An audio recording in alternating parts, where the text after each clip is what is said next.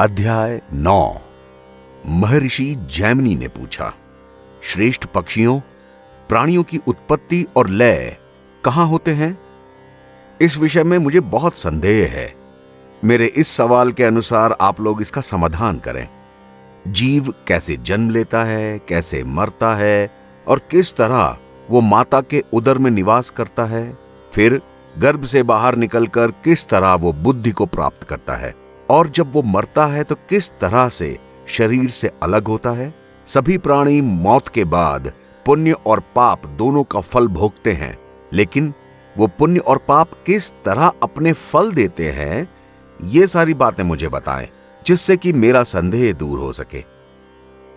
पक्षियों ने कहा, हे महर्षि, आपने हम लोगों पर बहुत ही बड़ा सवाल डाल दिया। इसकी कहीं तुलना नहीं है महाभाग। इस विषय में एक बहुत ही प्राचीन वृतांत सुनिए। बहुत पहले एक परम बुद्धिमान भृगुवंशी ब्राह्मण थे। उनके सुमति नाम का एक बेटा था। वह बहुत ही शांत और हमेशा जड़ जैसा बना रहता था। न हिलता, न डुलता, न कुछ कहता, न कुछ सुनता। उपनयन संस्कार हो जाने के बाद उस बालक से उसके पिता ने कहा, सुमते, तुम सभी वेदों को ध्यान से पढ़ो, गुरु की सेवा करो और भिक्षा के द्वारा अपना भोजन किया करो। इस तरह ब्रह्मचर्य की अवधि पूरी करके गृहस्थाश्रम में आना, वहां बहुत उत्तम यज्ञों को करना और उनके अनुसार संतान पैदा करना। इसके बाद वन में चले जाना और वानप्रस्थ के नियमों का पालन करते हुए परिग्रह रहित होकर, त्यागी होकर संन्यास आश्रम में प्रवेश करना। ऐसा करने से तुम्हें उस ब्रह्म की प्राप्ति होगी जहां जाकर तुम सारे शोकों से मुक्त हो जाओगे। इस तरह कई बार कहने पर भी सुमति जड़ होने के अलावा कुछ भी नहीं बोलता था। पिता भी बार बार अनेक तरह से ये बातें उसके सामने रखते थे। उन्होंने अपने बेटे से प्यार के कारण मीठी वाणी में कई बार उसे लोभ भी दिखाया। इस तरह उनके बार बार कहने पर आखिर एक दिन सुमति ने हंसकर कहा, पिताजी, आज आप जो उपदेश मुझे दे रहे हैं उसका मैंने बहुत बार अभ्यास कर लिया है। इसी तरह दूसरे दूसरे शास्त्रों और तरह तरह की शिल्प कलाओं का भी सेवन किया है मैंने। इस समय मुझे अपने 10,000 से भी ज्यादा जन्म याद हैं। खेद, संतोष, क्षय, वृद्धि और उदय का भी मैंने बहुत अनुभव किया है। शत्रु, मित्र और पत्नी के संयोग वियोग भी मैंने बहुत देखे हैं। अनेक तरह के माता पिता के दर्शन भी मैंने किए हैं। हजारों बार सुख और दुख भोगे हैं। हजारों तरह के रोगों की भयानक पीड़ाएं सहन की हैं। बचपन, जवानी और बुढ़ापे में भी जो क्लेश होता है वो सब मुझे याद है। ब्राह्मण, क्षत्रिय, वैश्य और शूद्रों की योनियों में मैं पैदा हुआ हूं। फिर पशु, मृग, कीट और पक्षियों की योनियों में भी मैंने जन्म लिया। राजसेवकों और युद्ध में पराक्रम दिखाने वाले राजाओं के घरों में भी मैंने कई बार जन्म लिया। इसी तरह अब की बार आपके घर में भी मैंने जन्म लिया है। मैं बहुत बार मनुष्यों का भृत्य, दास, स्वामी, ईश्वर और गरीब भी रह चुका हूं। दूसरों ने मुझे और मैंने दूसरों को कई बार दान दिए। पिता, माता, सुहद्र, भाई और पत्नी, इन सब के कारण कई बार संतुष्ट हुआ हूं और कई बार बहुत परेशान भी हुआ हूं। पिताजी, यों ही इस संसार में भटकते हुए मैंने वो सारे ज्ञान पा लिए हैं जो मोक्ष की प्राप्ति कराने वाले होते हैं। उस ज्ञान को प्राप्त कर लेने पर अब ऋक, यजु और सामवेद समेत क्रियाकलाप गुण शून्य दिखाई देने के कारण मुझे अच्छा नहीं लगता। इसलिए जब ज्ञान प्राप्त हो गया तब वेदों से मुझे क्या लेना। अब तो मैं गुरु विज्ञान से परितृप्त होकर सदात्मा हो चुका हूं।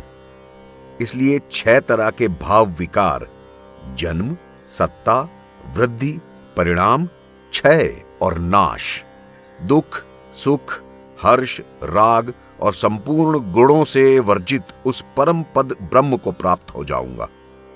हे पिता, जो राग, हर्ष, भय, उद्वेग, क्रोध अमर्ष और वृद्धावस्था से व्याप्त हैं और कुत्ते, मृग आदि की योनि में बांधने वाले सैकड़ों बंधनों से युक्त हैं, उस दुख की परंपरा का परित्याग करके अब मैं चला जाऊंगा।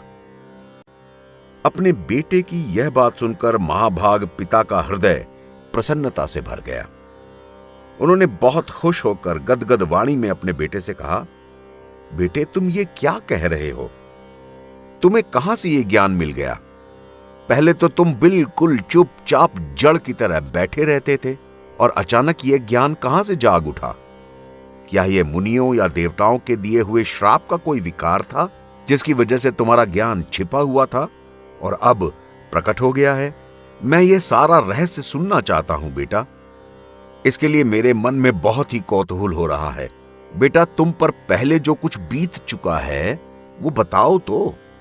पुत्र ने कहा, पिता, मेरा जो यह सुख और दुख देने वाला पूर्व वृतांत है, चलिए उसे सुनिए। इस जन्म के पहले पूर्व जन्म में मैं जो कुछ भी था वो सब बताता हूं। पूर्व काल में मैं परमात्मा के ध्यान में मन लगाने वाला एक ब्राह्मण था। आत्मविद्या के विचार में मैं पराकाष्ठा को पहुंचा हुआ था। मैं सदा योग साधना में संलग्न रहता था। लगातार अभ्यास में लगे रहने से, सत्पुरुषों के साथ रहने से, अपने स्वभाव से ही विचार परायण करने से, तत्वमसि और महावाक्यों के विचारने और तत्पदार्थ के शोधन करने आदि के कारण उस परमात्मा तत्व में ही मेरी प्रीति हो गई थी। फिर मैं शिष्यों के संदेह का निवारण करने वाला आचार्य बन गया। फिर बहुत समय तक मैं एकांत में रहा, लेकिन दैवात अज्ञान से सद्भाव का नाश हो जाने के कारण प्रमाद में पड़कर मेरी मृत्यु हो गई। उसके बाद मृत्यु काल से लेकर अब तक मेरी स्मरण शक्ति का लोप हुआ नहीं है। मेरे जन्मों के जितने वर्ष गुजरे हैं उन सब की स्मृति मुझे है। हे पिता, उस पूर्व जन्म के अभ्यास से ही जितेंद्रिय होकर अब मैं वैसा ही यत्न करूंगा जिससे भविष्य में मेरा फिर जन्म ना हो। मैंने जो दूसरों को ज्ञान दिया था उसी का यह फल है कि मुझे पुराने जन्म की बातों का स्मरण है।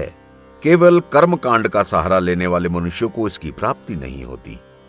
इसलिए मैं इस प्रथम आश्रम से ही संन्यास धर्म का आश्रम लेकर एकांत में चला जाऊंगा और आत्मा के उद्धार के लिए प्रयत्न करूंगा। इसलिए आपके हृदय में जो संशय है उसे बताओ, मैं उसका समाधान कर देता हूं। इतनी सी सेवा से भी आपकी प्रसन्नता का संपादन करके मैं पिताजी के ऋण से मुक्त हो जाऊंगा। इतना बताकर पक्षियों ने कहा। तब पुत्र की बात सुनकर श्रद्धा करते हुए पिता ने उससे वही बात पूछी जो आपने अभी संसार में जन्म ग्रहण करने के संबंध में हमसे पूछी है।